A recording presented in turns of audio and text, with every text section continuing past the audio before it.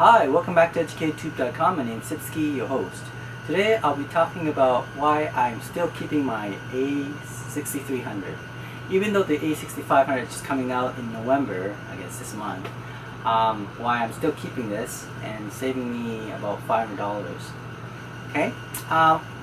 Reason I'm bringing this up because I recently sold my a7R2 because I need some money to fund my other projects. And I thought I'd rather have cash in hand in case I need to do something, right? So I decided to sell it off. And now I have some couple of $1,000s left. I can do other things with it. And of course, like I said, I don't want to be in debt. I do not want to take off some money from my credit card and owe debt. I'd rather have cash on hand, which I have something to work with. So that brought me to, should I sell my a6300 so I can get a6500? It's only a $500 more. If I sell this, I might be able to get about $1,100 to $1,200. I lose about $300-$400, and I get the a6500, and that'll cost me $2,000.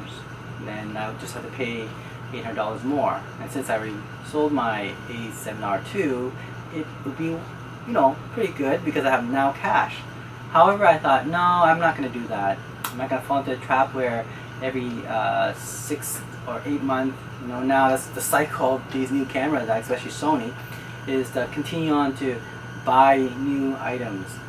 I remember when a6300 came out, everybody thought this is the greatest camera ever for APS-C camera. It's one of the best one, if not the best one.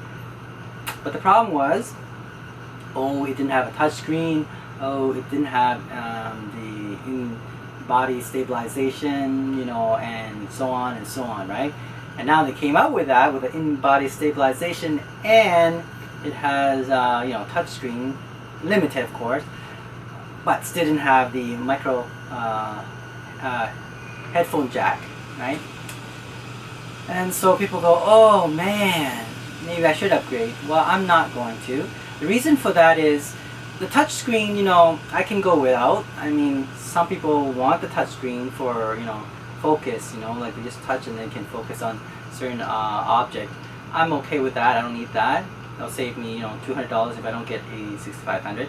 The most important thing, of course, is the in-body stabilization. That's why I would probably want to get a 6500. But then I thought, I do notice that Sigma came up with optical stabilization. So they have a stabilization in the lens itself. So the lens itself, this is let me show you. I bought this lens. This is actually this is for Canon 17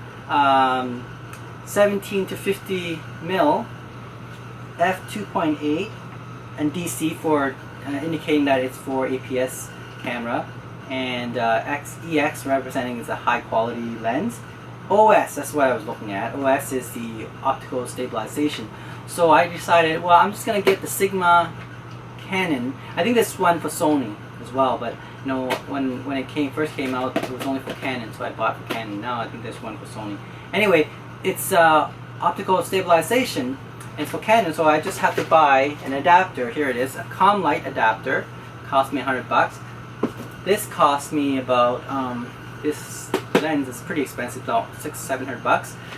So together, combining those two, right? As you can see here, there is the ComLite, and then there is the lens, the 1750 millimeter lens, f2.8 fixed aperture with optical stabilization, and I can tell you right now, it's perfect. When I'm taking picture, for example. I mean, it's not as good as the in-body stabilization, but it does a good job. Better than if I didn't have, say, in-body stabilization. So with the optical stabilization, it does a pretty good job. I mean, if I'm holding my hand quite steady, I can get a pretty decent picture. So that, because of that feature, I decided, well, the a6500, I don't need to buy that. That cost me extra $500. I already have 6300. So with the optical stabilization, I mean, it's not as good as in-body stabilization, but it's good enough. So this is why I'm keeping it. So write a comment below and see if you want to get your a6500 or you're going to keep your a6300. For me, I think I'm okay with a6300, and like I said, I have the lens that's optical stabilization, and I'm okay with that now. And especially this is a nice lens, Sigma 1750mm f2.8. Wow, for around $600. Not bad at all, right? And now with this awesome APS-C camera, 24 megapixel by the way, is more than enough for me.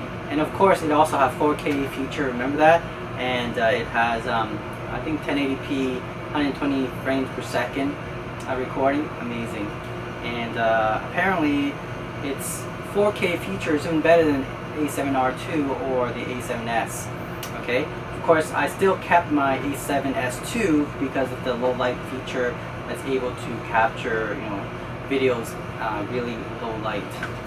So I now have still the a6300 and my A7S2 because I'm doing more of films and cinema type of work, not necessarily photography. So that's why I choose a6300 and the